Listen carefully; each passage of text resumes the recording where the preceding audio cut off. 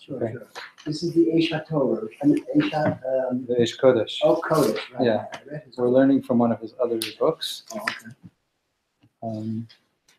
I read that red one. The soft-covered one? I don't know what the title is. In English. Yeah, I have it in my library. Yeah. Okay. You record this one? We record, yeah. Other people who can't get on an airplane like you tune in, you know. I'm retarded now, so I can do these things. Enjoy.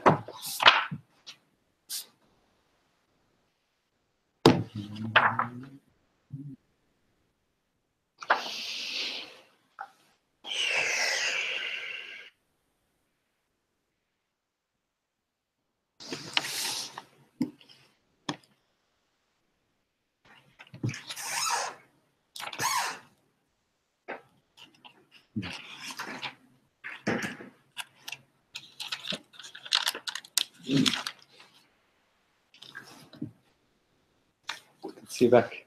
We're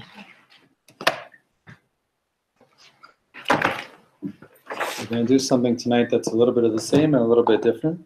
But we're continuing a piece that we started last week. But we're also going to be angling our learning towards preparation for Chanukah.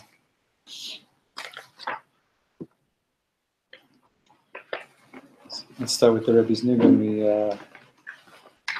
sang a few weeks back. The Piaseczna Rebbe has a Nigun to the words Horeini Hashem Bekecha, Ahalech Bamitecha, Yached Levavi V'Yira'at Shema.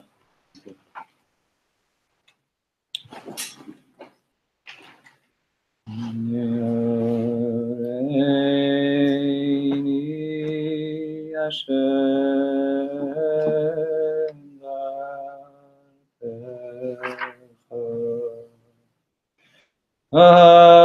Aleich b'amitecha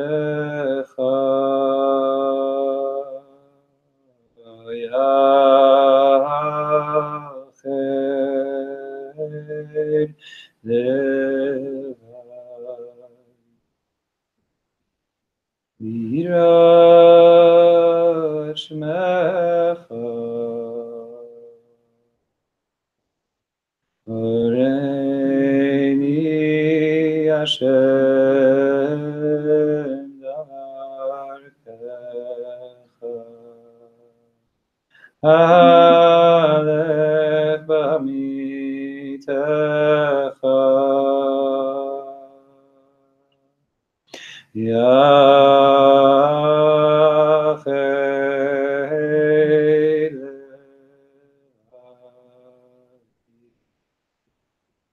Yirat Shmecha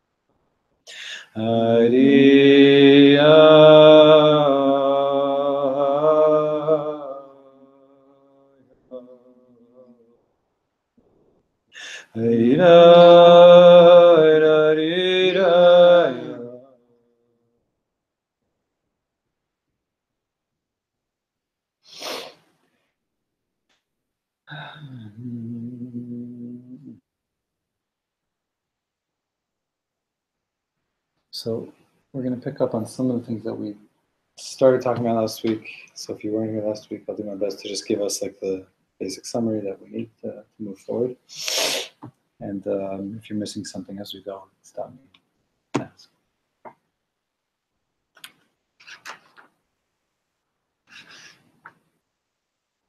The piece in general, we're looking at, the Rebbe is addressing the question, how is it that sometimes I feel really inspired, really holy, a very, very high kind of elevated level of connection and motivation, all these things, and then like the next second I feel I'm right back where I was before. And Rebbe says, What's worse is that when I get right back to where I was before, it can actually drag me down even further. Because if I'm right back here, like even returning to the same spot can pull me back even further into the pit than I was. And so the whole Torah he's been talking about is how do we help ourselves not fall and be able to just stand where we are, spiritually, emotionally, vis-a-vis God. How do we help ourselves stand there and not let the experience of what we're lacking in that moment? How do we let that not destroy us? How do we let that not knock us down?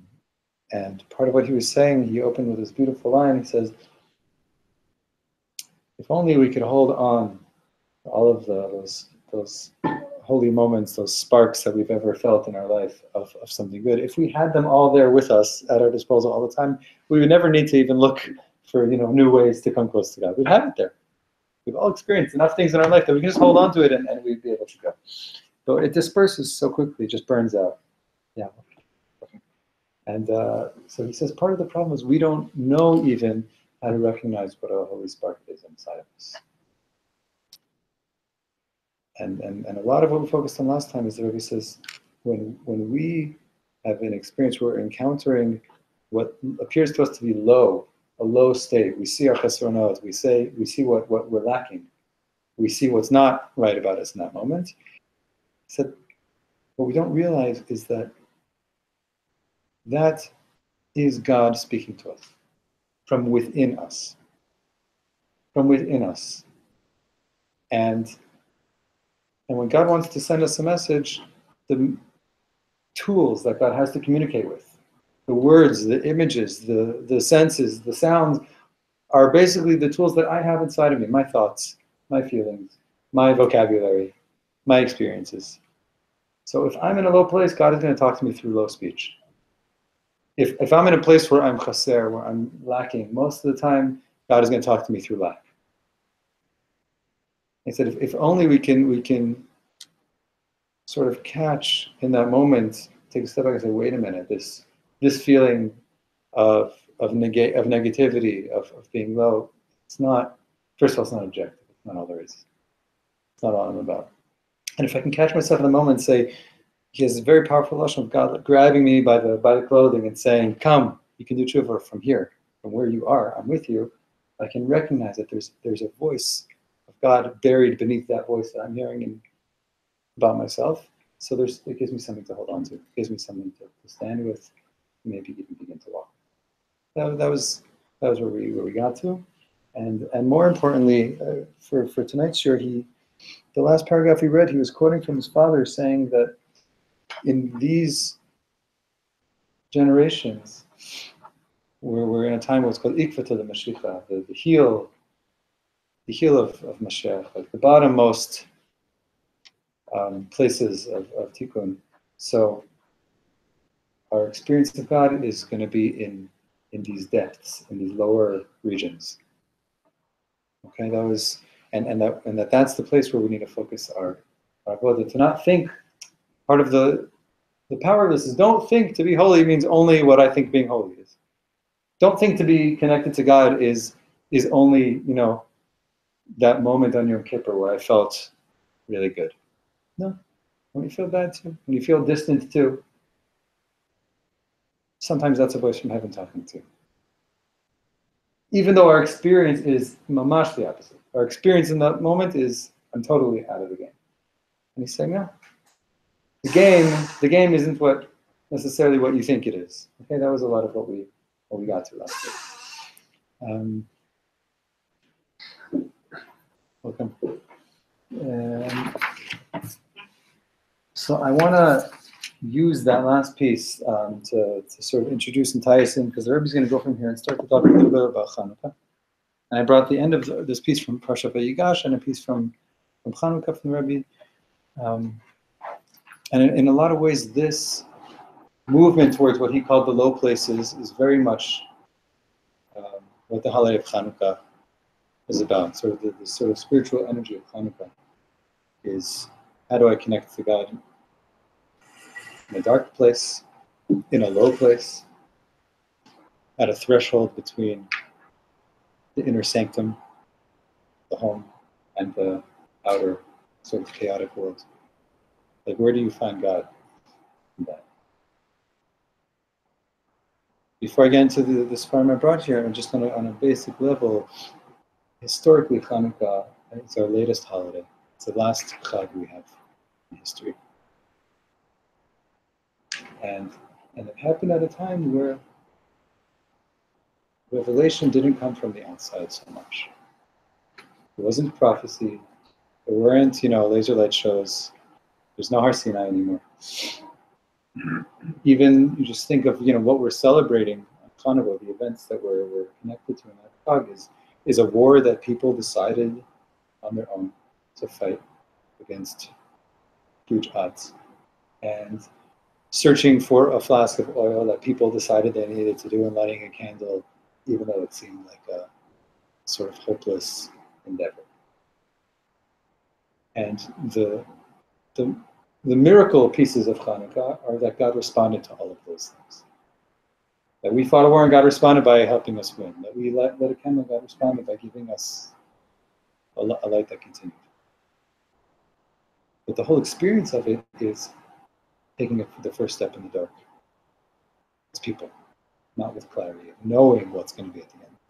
Like mamash, the opposite. Mamash, I don't know what's going to be, but I need to do something. It's the only holiday.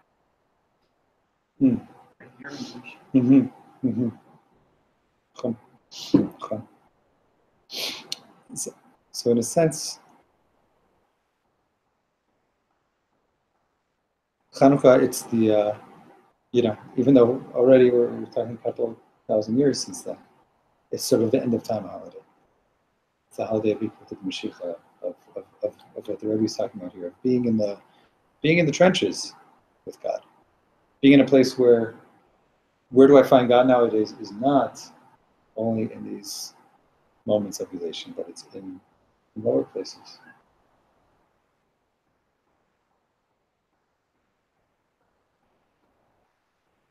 And I didn't bring it with me, but in another one of the Rebbe's Farim, it's called Mevo HaSha'arim.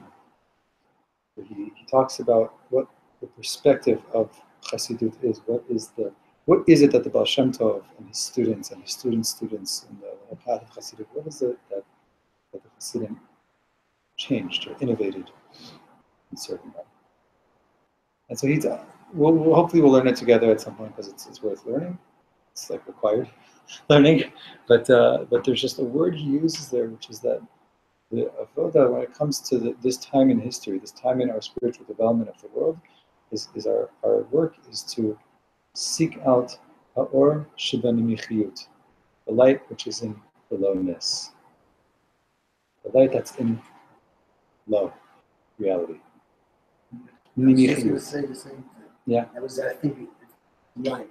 When you said Chassidus, yeah, light, because that's joy, that's energy, that's like, and this is the darkest time of the year, and so therefore, this holiday is the only holiday that's like at the end of the month.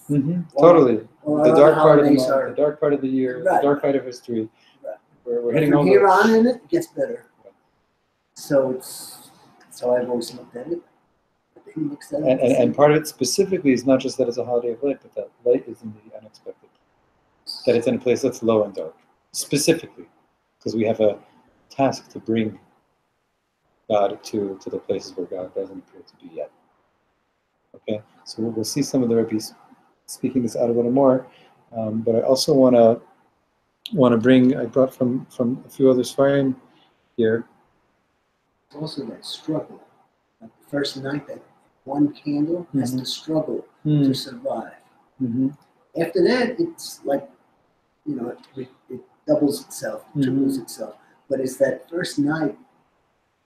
I heard a drush on this. That's how, it's not my own. But the first night, it's fighting the darkness. And if the wind comes, it's out. But on the other nights, if the wind comes, well, maybe a couple will stay. So it's like it really has to fight that first night. But anyway. So on that note, I just want to bring in also is that there's a machloket, there's an argument in the Gemara. It's well known. Gemara is a funny thing to say because, like, if you know Gemara, you know Gemara. Within the world of Gemara, is oftentimes quoted that fully exactly. Do you light 8 candles the first night and pochet v'holech, or do you light 1 candle the first night and mosif v'holech? And on some level, it's a question about how do you vanquish darkness? You give all your strength and then reduce and reduce and reduce till all that's left is the purest, most singular light? Or is it, no, you know what, you can take a step out into the dark and as you move further out into the dark, you can actually bring more light. You know, the halacha, we follow Beit Hillel, we follow mostly from light. When we get to this place of finding light in the dark place, in the low place, it's actually a process of if you start it, you can continue to make it greater. It's not one, the movement spiritually is not one of condensing, of constricting, it's making things smaller. Right? Because that's one response to obstacle, to darkness, to evil, to something that doesn't look like that's where God is. One response is, you know what, I'm going to take all my light and I'm going to make it very small so that I can hold on to it and make sure that it's pure and singular. Always says no. Start to just let it out and let it go. And there's a question here too. Okay, so if we're historically we're digging deeper into a dark world, what is our spiritual response there? Or what do we even think is going on? Does that mean that we're getting, light becomes smaller as the world gets darker? Or is light able to actually permeate and become more widespread than it was before? So I want to read on that note a little bit from Rav Tzadok Cohen before we get into the Piaseczna, where he's talking about basically the parshas at the end of Bereshit, and specifically this is from Parsha Vayechi, the end of Bereshit, where after all the tsuras and all the trouble, Yaakov and his children and Yosef are all together, but they're all together in Mitzrayim. They're all together in exile. And Yaakov wants to gather them all around and wants to tell them what the end of time is going to look like. And the whole, his eyes go dark. He can't see anything. And Chazal says that when you look at the Torah scroll, this is a parsha stuma. It's a seal. It's a closed up parsha. Right? The Torah is written, there's paragraphs in the Torah scroll. And most parshas that we start, it's the beginning of a paragraph. And here it's sealed up. It's just, if someone asks you, open the Torah and tell me where this parsha is, you won't be able to find it so easily. It's just one continuous parsha. It's stuma. It's sealed up. And Chazal says it's because there's a sealing up that's happening here when we're trying to touch the end. Yaakov's trying to touch the end of time and it's closed. So if Tzadok is saying, you look at this, you look at these parsha, and you look at the world, and you just see things look like the exile is getting greater. The exile is getting greater. And so I just want to read a few sentences from it. It says,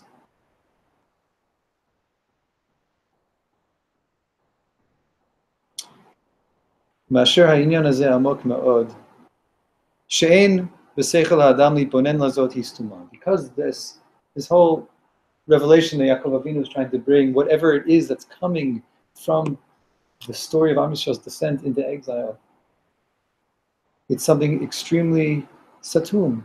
It's closed up, it's hidden.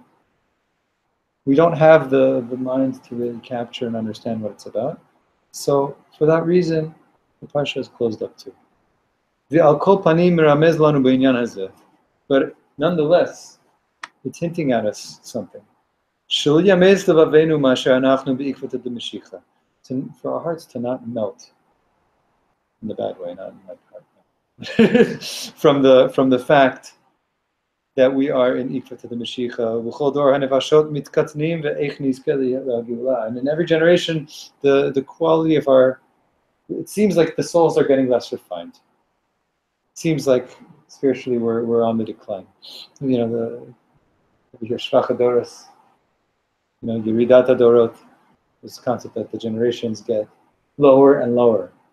And now we talk about lower and we think that that's a bad thing.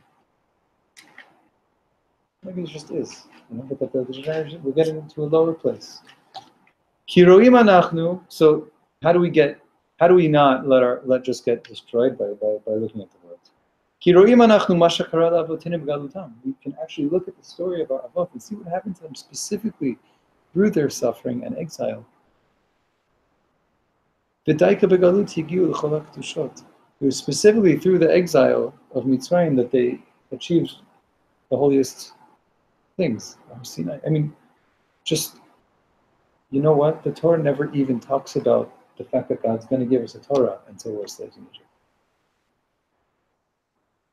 Meaning, it's through being slaves in Egypt, through the Galut of Mitzrayim, that the whole essence of what we know as Kedushat Yisrael, the holiness of Am Yisrael, is born from that experience and during that experience. Moshe brings his sheep out to the mountains while we're slaves in Egypt, and God starts talking to Moshe saying, go save my people and bring them over here.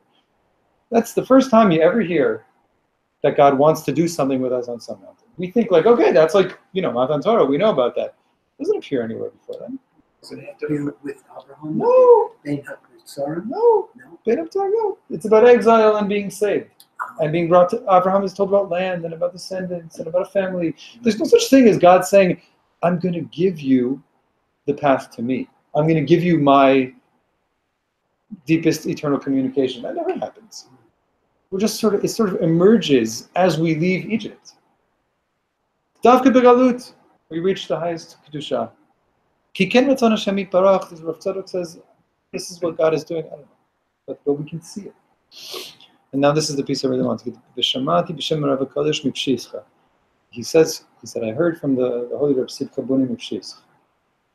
She'av shehanefashot mitkatmim b'chodor, even though that the souls are becoming smaller, our spiritual breadth and greatness, it's on the decline, it's diminishing in every generation as time goes on.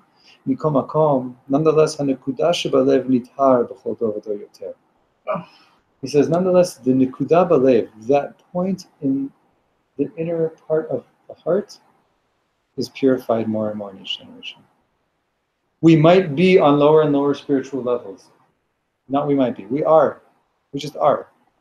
And at the same time, the purity of the singular point inside of the heart becomes more and more pure.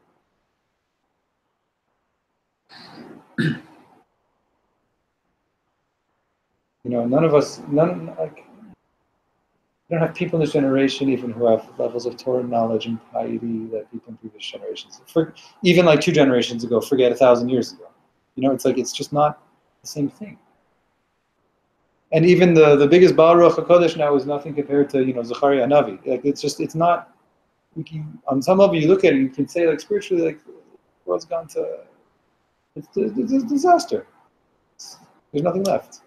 And Reb Simcha Buni is saying there's a degree to which that's happening, and there's a degree to which something is becoming more pure.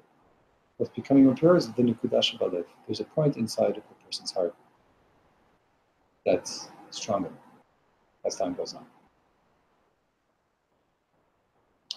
So with that, I want us to go back into the Piaseczna, and he's going to be talking to us what it means to be one of God's people, and what it means to be brought into a world that's not so easy to find out. Okay? So on your pages, we're in Vayigash, where it says Samachet, over here, V'lo yisigu, Yisigeagu. Well, let's just go to the next one. Ki bichlal. Okay, Ki bichlal. I'll say what because the previous paragraph, it's a continuation of what we learned last week, and the Rebbe is basically saying that it's possible that when you're living in a reality somewhat distant from this clarity of godliness and of holiness, the only way you're going to experience God is through what he calls no, through what you're not, through that feeling of I'm missing something, that feeling of I'm not, where I was on Yom Kippur, or I'm not where I thought I should be spiritually. That there's, we saw last week that the Shekhinah is whispering to you with those words, saying, hey, I'm here with you.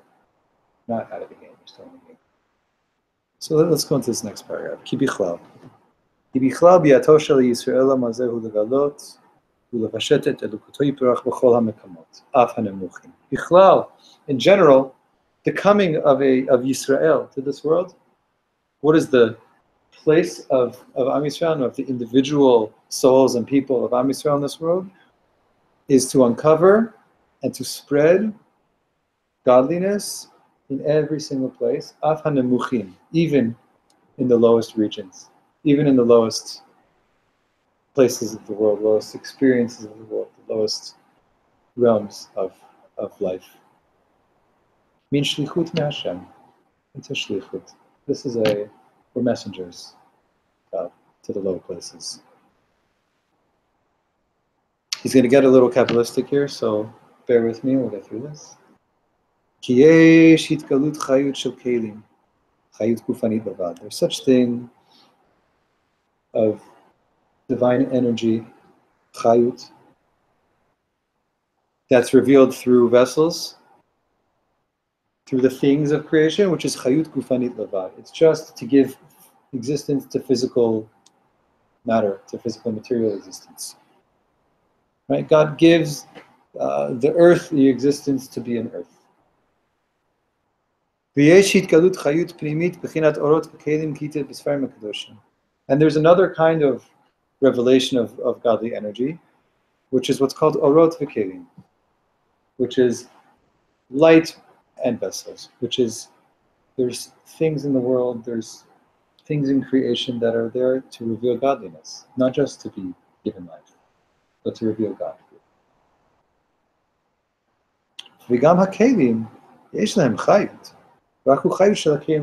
And now vessels themselves, vessels here, let's just take it, strip it down, stuff, okay? Stuff is given life by God too. Let me just give you, let's make this simple. The words of Torah are given life from God, are given existence from God. The table is also given existence from God. Now, what's revealed through those two things is very different. What's revealed through the words of Torah is Dvar Hashem and His mitzvot and His a godly message. And even if you want to it's stories and it's words and it's concepts and it's ideas and it's meaning, it's a path. What's revealed through a table is a piece of wood that I can put stuff on. They're both given divine energy. They're both given life from God.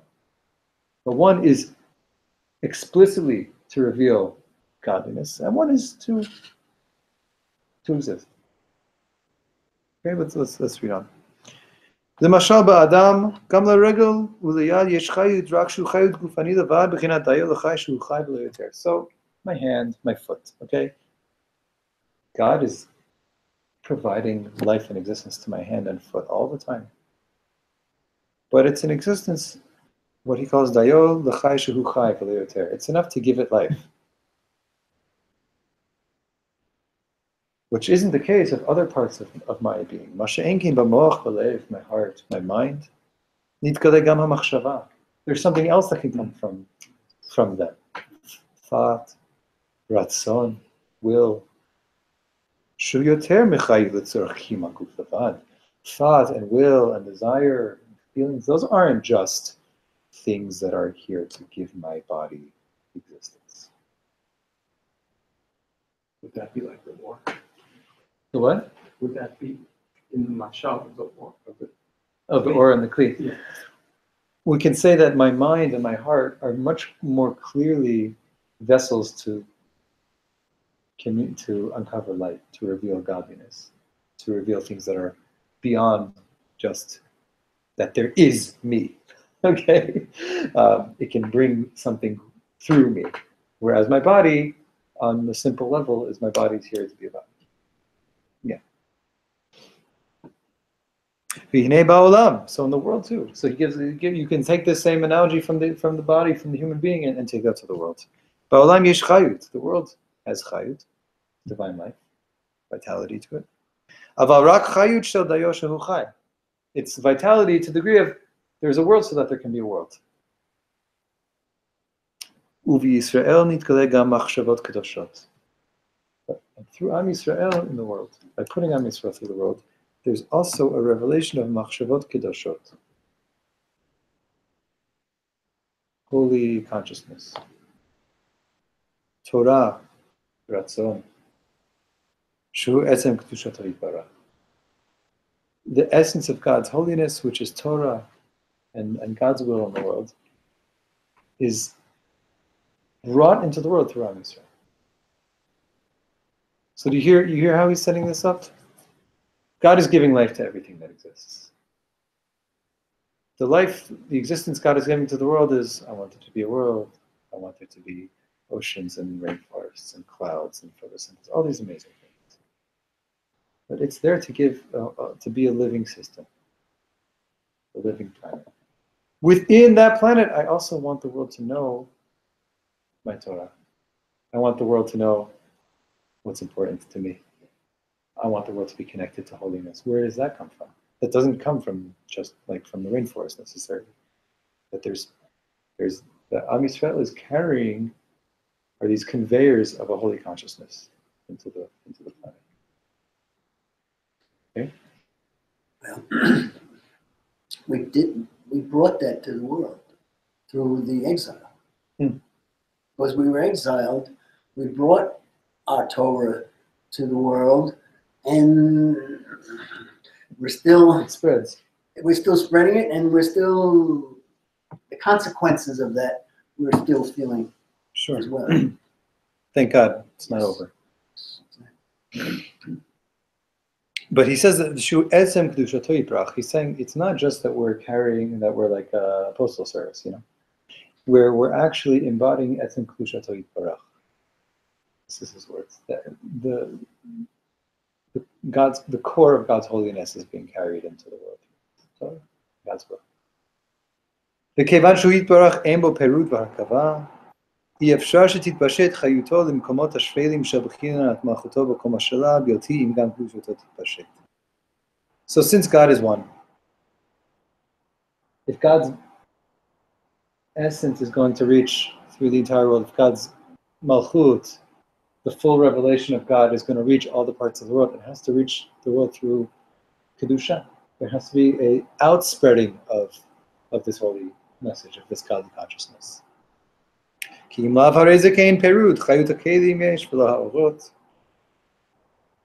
It can't be, for example, that there are some holy people on some beautiful island somewhere, and on the other side of the world, there's kind of just this city where people are like, oh yeah, well over there, like it's not enough for the world that there's somebody in one place in the world who's carrying that consciousness. It has to be spread into every place, because otherwise, the kingdom's not one, right? Otherwise, malchuto, God's malchut isn't fully. If we're talking about full revelation, what the prophet calls the earth being filled with knowledge of God as water fills the ocean, right? That means that it has to be in every corner of existence.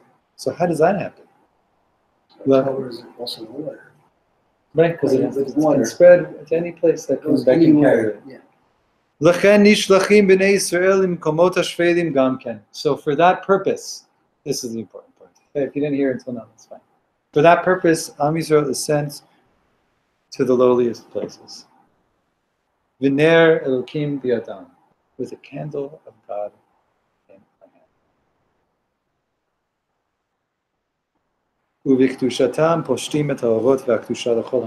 And through our being holy, what we're doing is spreading this light of God, this holiness of God, into every single place.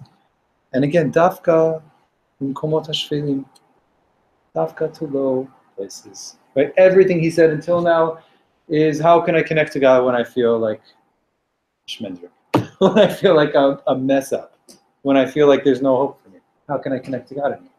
Saying, don't you see? God's sending you there because that's where God wants there to be light. The light hasn't reached there yet. So in that experience of being so messed up, right there is where there's a revelation that's waiting to emerge from.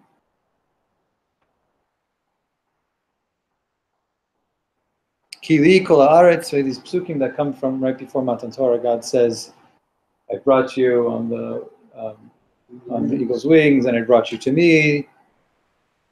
Kili kol haaretz v'atem tihyu li mamlechet kohanim v'al kadosh, because the whole earth is mine, and you will be for me a mamlechet kohanim, a kingdom of priests, of kohanim, and a holy nation.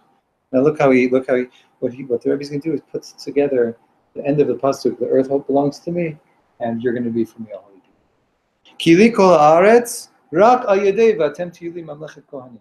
How is the earth going to belong to me? Through atem tihyu li mamlechet kohanim. Through you being my kohanim. It's not two separate things. It's not the world is mine, and since the world is mine, I want you to be, loyal messengers and obedient people. No. I want the world to be mine. And for that purpose, I've brought you here. Through you being my kohanim. Al yedchen. By means of you. Ve'afilu im hu nishka ad hatzavar b'shifluto Hashem imo. And even if you're sunken up to your neck, God is with you. Ech, how? Al-yedei b'chinam lo. Through the no. Through that feeling of not. Through that feeling of I'm lost. Of I'm not there. Of God's not here.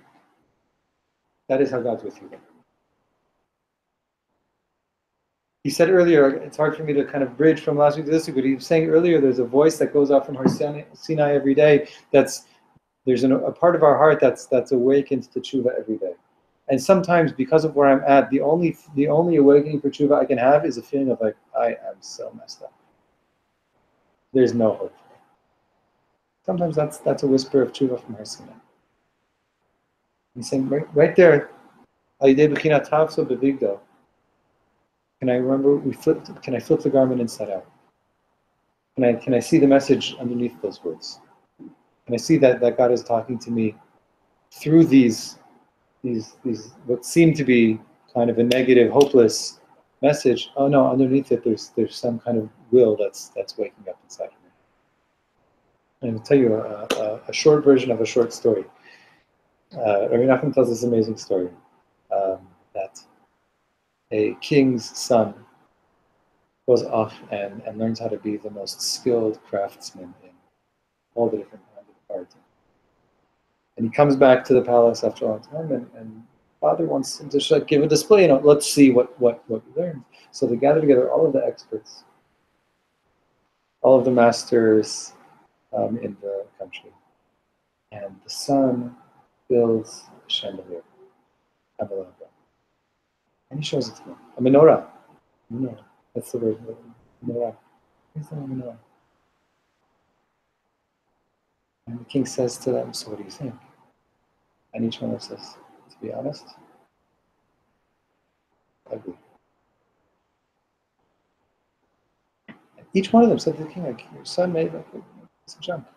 It's ugly. And the king comes to the son, he says, I know you studied all this, but here's what the experts have to say. He said, you know what, Abba? They each said that because I built this menorah out of the chesronot of each person, out of the lackings in each one of them. That's what I used to build this menorah. And if you ask them in particular, each one will say, that specific part I really didn't like, but the rest, that part actually looks okay. I think it's because each one of them saw what they're lacking in. And the part that they were lacking, they hated. And he said, this is showing you what a true artist I am. I could have made a beautiful menorah. But my art is so skilled that I was able to create this piece of work out of the lackings in each person and show that back to them. That's a Reb Nachman's story. That's a Reb Nachman's story. He says, that's the menorah. There's a menorah there, Okay, I could look at this like, I've got a dinky little tin thing, I'm putting it in my window, and I lit a candle. Sweet. It's going to blow out in 35 minutes, and I did my mitzvah. Chanukah, sweet. Chanukah, it's the end of time, it's dark, and the Chashmonaim won a war, but the temple was destroyed 200 years later, and things got really bad, like relatively quickly, and it was a civil war, and Jews were killing. Like, okay, yeah, it's a nice holiday you got, but like, come on. So I can look at all of Chanukah, it's all chas there. And the rest of history and time is all say, look, the world's just getting worse. That's a menorah to chesronot. That's looking at a menorah and saying, okay, that's the light you have to show me, God. That's where I'm at, is what the Rebbe is saying. That I'm up here up to my neck, and that's where you're saying, God, I'm a Jew, I'm holy. This Torah stuff has something to do with me. These stories, like, they're real. There's hope. That, God, is what you're showing me. So that's if all I'm doing is all I'm seeing the chesronot. So the Rebbe is saying, how do I change my vision here? How do I recognize that the chisaron isn't telling me objectively the whole story? It's showing me a place that I have to begin to let God in that I haven't let God in yet. It's showing me a place where I have to start saying, from myself, who I am, what I am, God is actually with me. And this is the stuff God has given me to come close to God with. This is the stuff that God's given me to be a messenger in this world with. It's not because I messed it up, I lost the game, or I was never even in the game to begin with. It feels like the opposite, right? It feels like, it feels like low. The whole story is a big N-O.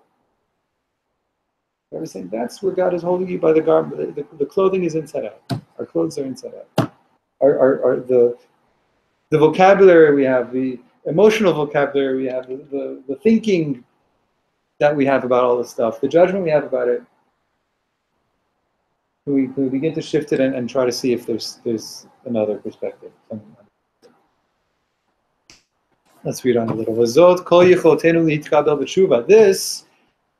whole thing, right, that we're on a mission to the lower places with a little candle in our hand, this is our entire ability to be received in tshuva by God.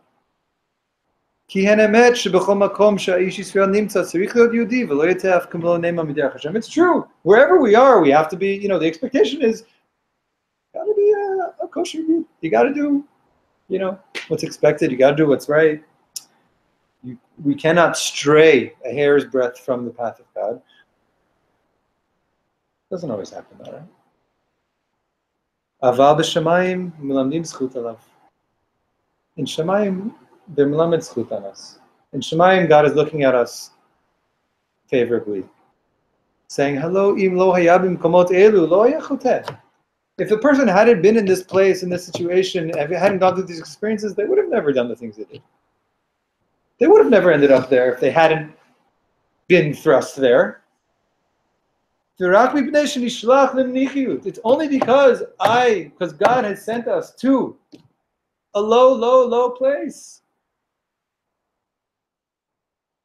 that we ended up doing things like that, or being that way. And why were we sent there? We weren't sent there for our own purposes. God sent us there for God's purposes. You hear that? That this is tshuva. This is how tshuva is possible. Because God looks at us and says, I know that how you ended up there. I sent you there. I want you to be there because I need my people to go to parts of the world that haven't been touched yet by me. And yeah, it's messy. And it's low. But that's the business that God has taken. And God's saying, oh, this is my purpose here, is to send Am Yisrael to these low places. The Gemara hints to this idea. The Gemara says the tshuva is so great that it touches God's throne of glory, throne of honor. Now, usually we read that Gemara. Usually, that Gemara is understood to mean the greatness of a person who does tshuva is that they get to a point where they can, whatever that means, that they reach God's throne. But the Rebbe is saying otherwise. Not the greatness of one who has accomplished tshuva. What does it mean, Gedola tshuva? Zu gdulatal shel tshuva. This is the true greatness, the infinite ability of tshuva. How is it that tshuva is so boundlessly possible? Why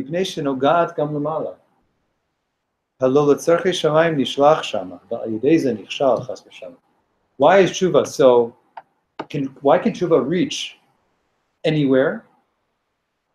Because our lives, nogat ad lamala, we touch, the things of our lives are touching above. We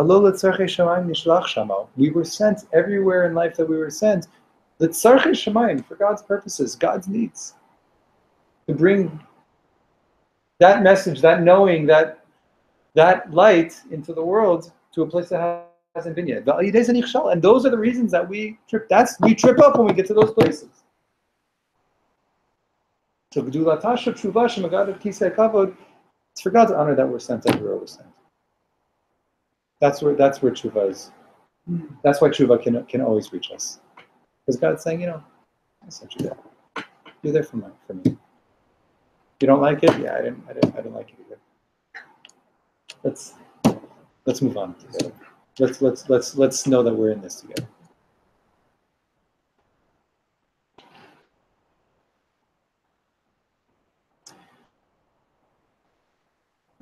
I'll read one more paragraph, at least. Now let's go back to what we spoke about before. Mi yaleh b'har Hashem, right? Pasuk says, who can go up to God's mountain? Who can have these, elevated connections with God? V'im lav, but if you can't always have that kind of elevated connection with God, al kol panim mi yakum minkum kocho. Who can at least stand? What does it take to at least stand in the place that I'm at and not fall? Not fall from it, right? Not collapse. How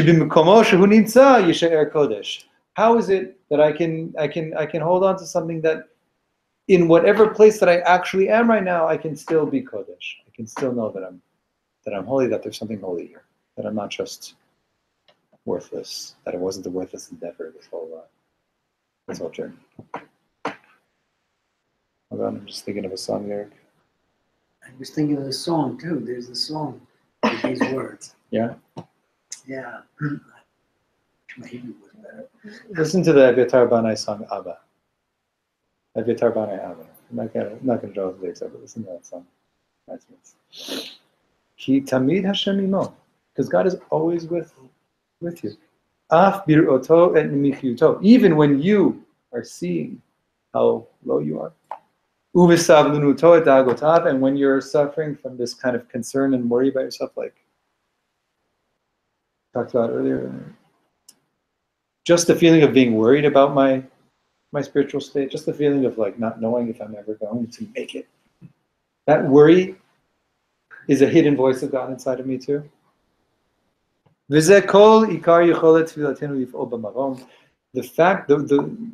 fact that God is with you wherever you are, this is your basic ability to pray and for your prayer to have an echo above. Why? Ki Hashem mitpalel. Because Hashem's also praying. Hashem shebanu. The godliness that's within us is also praying when we're praying. Ki tamidu imanu. God is always with us. Eich she'anu nimtzaim. However whatever situation we might find ourselves in. Utfilat Hashem hi shenitlabsha b'kuleinu. And it's God's prayer that's enclosed in our voice. When I'm praying, it's that godliness inside of me calling out through me. We saw last week from Moshe Rabbeinu, we said, you think prophecy is like two people talking to each other? You think a prophet, there's like a projector screen or some kind of like hologram that talks a voice from the outside to the prophet? He says, no, prophecy, Har Sinai, Moshe was speaking, and God's voice was resounding through Moshe's voice. The revelation comes from within. The answers to your prayers might be in your praying. Because in your praying is where God is praying with you. So just because I feel like I don't have hope, it doesn't mean that prayer is futile also. Right? And just because I feel like I'm in such a low place that all of these ideas of Torah hopefulness like isn't really pertaining to me. He says, no, that's the vocabulary you have right now. You have to understand that it's not just you, it's not just the inner dialogue, an inner monologue here, inner conversation here with God. So there's something happening inside. Moshe Ita Me'aktushat Levi. This is a quotes from a Levi Yitzchak Mibradich of this idea. Ala pasuk vayikra Hashem Hashem. Right, the 13 attributes of God's compassion, the Yikol Midot Arachamim, which Hashem taught Moshe at Har Sinai after the golden calf. It starts out how? Hashem, Hashem, Kerach u'Mechanum. God's name is repeated. God, Hashem, Hashem. So the Reb Levi Yitzchak Mibradich teaches, why is God's name twice? Shehalukut shebanu hu hakoreh Hashem.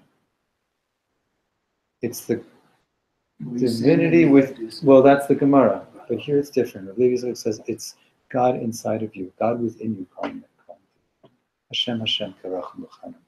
Where is the Rachamim born from?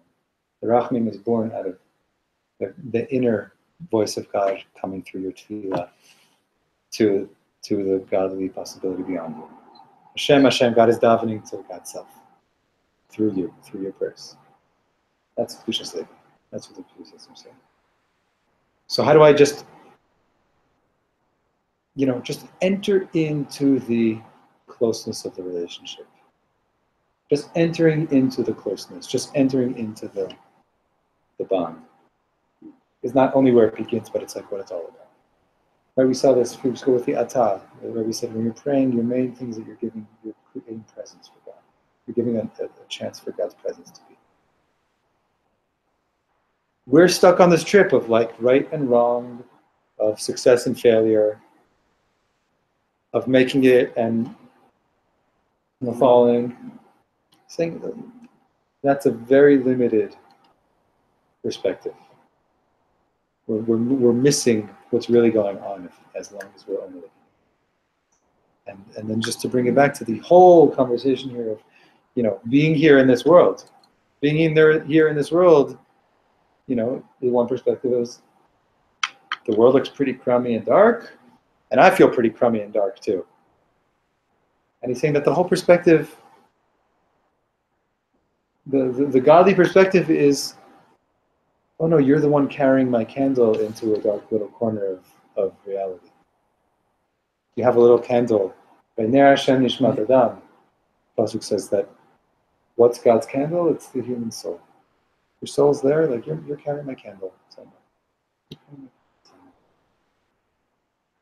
Okay, it still looks dark. Okay, it still looks dark.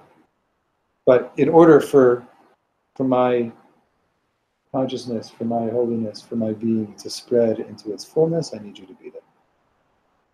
You're the one to do it. I'm gonna stop here now, read the last two paragraphs, so that we have time to look at this other piece from Chanukah.